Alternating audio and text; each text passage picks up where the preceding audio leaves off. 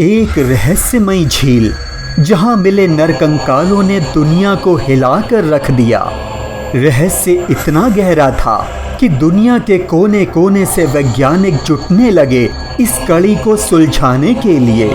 परंतु जैसे जैसे खोज आगे बढ़ती रही, झील का रहस्य और गहरा होता चला गया। सैकड़ों नरकंकालों के झुंड को किसी ने फौज की टुकड़ी कहा, तो किसी ने रहस्यमयी बीमारी से मरने वालों की कब्रगाह बताया। कई अनुमान लगते रहे और हर एक नया सिद्धांत उन अनुमानों की काट करता रहा। परंतु नरकंकालों के साथ मिली हुई वस्तुओं और मां पार्वती के रूप नंदा देवी की राज जात यात्रा के बीच कड़ियों को जोड़ा जाए तो झील में मिले नरकंकालों की घटना देवी के उस क्रुद्ध रूप का परिणाम थी जो आपको हैरान कर देगी। रहस्य की इन्हीं कड़ियों को खंगालने आपको मेरे साथ चलना होगा। उत्तराखंड गढ़वाल के चमोली क्षेत्र में, जहां समुद्र तल से 16,500 फीट की ऊंचाई पर स्थित है ये रहस्यमयी झील, जिसका नाम है रूपकुंड। बर्फ से ढके त्रिशूल पर्वत के मध्य स्थित ये झील दुनिया की नजरों में तब आई जब सन 1942 में एक ब्रिटिश फॉरेस्ट रेंजर की नजर रूपकुंड की 3 मीटर गहराई में दबे नरकंकालों पर पड़ी। कंकालों का रहस्य ऐसा मंडराया कि पूरी दुनिया रूपकुंड की माया में फंस गई और फिर इसके पश्चात इस रहस्य में जुड़ती चली गईं नए नए सिद्धांतों की कड़ियां। किसी ने कहा कि मारे गए सभी व्यापारी थे, परंतु इसकी काट ये थी कि ये कोई व्यापारिक मार्ग नहीं था, क्योंकि ये मार्ग अधिकतर बर्फ से ढका रहता है। किसी ने कहा कि ये मारे गए लोग किसी फौज की टुकड़ी का हिस्सा थे जो बर्फ के तूफान में मारे गए। परंतु अगर ये सभी सैनिक थे तो आसपास हथियार भी मिलने चाहिए थे, परंतु हथियार जैसी कोई चीज दूर दूर तक नहीं मिली। जांच आगे बढ़ ही रही थी कि एक खोजकर्ता ने कहा कि ये शायद उन लोगों की कब्रगाह रही होगी जो रहस्यमयी बीमारी से मारे गए और उन्हें यहाँ दफना दिया गया। परंतु जब इन नरकंकालों का जेनेटिक अध्ययन किया गया तो पता चला कि सभी लोग एकदम स्वस्थ थे। इनमें ऐसे किसी भी जीवाणु का पता नहीं चला जिससे ये पुष्टि होती हो कि ये सभी किसी रहस्यमयी बीमारी से मारे गए थे। हालांकि 3 लोगों की पैर की हड्डियां टूटी मिली, जिसको लेकर कहा गया कि बर्फीले तूफान और भयानक ओलावृष्टि के कारण ऐसा हो सकता है। परंतु इन सिद्धांतों में एक बात समान थी और वो ये कि इंसानों का पूरा झुंड एक साथ मारा गया था और इस मारे गए झुंड की कड़ी मिली उस सिद्धांत से जिसे सबसे पहले दुनिया के सामने रखा गया था, क्योंकि उस सिद्धांत में अनजान लोगों का झुंड उनके नरकंकालों के पास मिली वस्तुएं और स्थानीय नंदा देवी के बीच की कड़ियां एक दूसरे से जुड़ रही थीं। और इस सिद्धांत के अनुसार एक बार राजा रानी अपने नौकर चाकर सेवकों आदि के साथ नंदा देवी के दर्शनों के लिए आए हुए थे। तभी नंदा देवी यात्रा मार्ग पर रूपकुंड झील के पास एक बर्फीले तूफान ने उन सभी को घेर लिया और एक भयानक ओलावृष्टि ने सभी को मौत की नींद सुला दिया। सुनने में ये भले ही एक साधारण घटना लग रही हो, परंतु इसके पीछे की सच्चाई कुछ और ही है। दरअसल स्थानीय लोक कथाओं और लोकगीतों में इस घटना का स्पष्ट उल्लेख मिलता है कि जब राजा रानी मां नंदा देवी के दर्शनों के लिए आए हुए थे तो ना तो उन्होंने देवी के प्रति अपना सम्मान प्रकट किया और ना ही स्थानीय लोगों का ही सम्मान किया। देवी के दर्शनों के लिए अपने नौकर चाकर, अपने सेवक सम्मान के साथ आना राजा रानी के अभिमान को दर्शा रहा था। कई लोगों का मानना है कि वो राजा अपने साथ नृत्यांगनाओं को भी लाया हुआ था।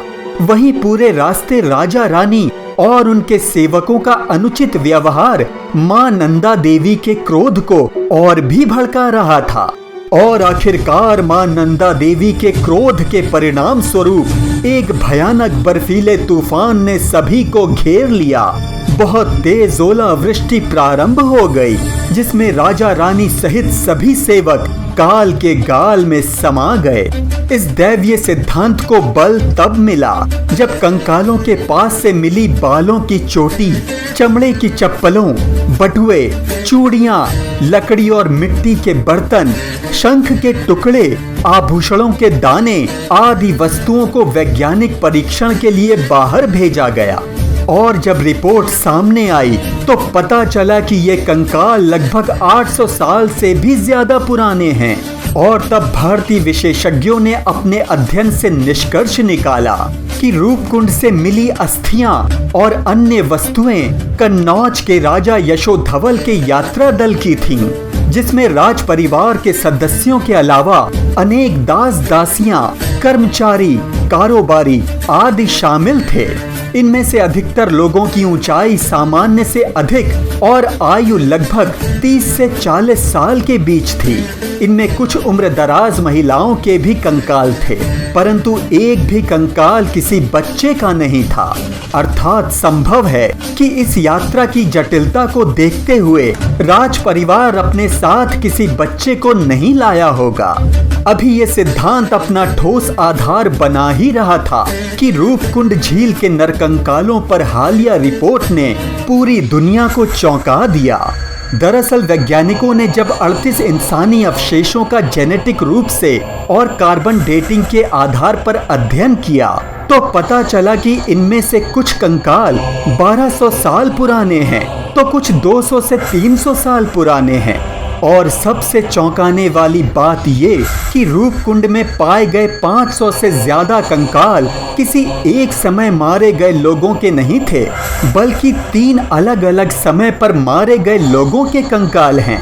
इनमें 14 ऐसे लोग थे जो दक्षिण पूर्व एशिया यानी Bharat, Nepal, Pakistan, Myanmar, Vietnam, Thailand, Indonesia आदि देशों से नहीं, बल्कि उनके जीन्स वर्तमान के पूर्वी भूमध्य सागरीय देशों जैसे Afghanistan, Bahrain, Egypt, Iran, Iraq आदि देशों के लोगों से मेल खा रहे थे, जो कि अब से लगभग 300 साल पहले रूपकुंड में मारे गए। यहाँ तक कि यूरोपीय देशों के लोगों के जीन्स भी इन कंकालों में पाया जाना किसी रहस्य से कम नहीं है। इसके अलावा एक कंकाल का नाता पूर्वी एशिया यानी चाइना, जापान, उत्तरी और दक्षिणी नॉर्थ कोरिया आदि देशों से भी निकलकर सामने आया है।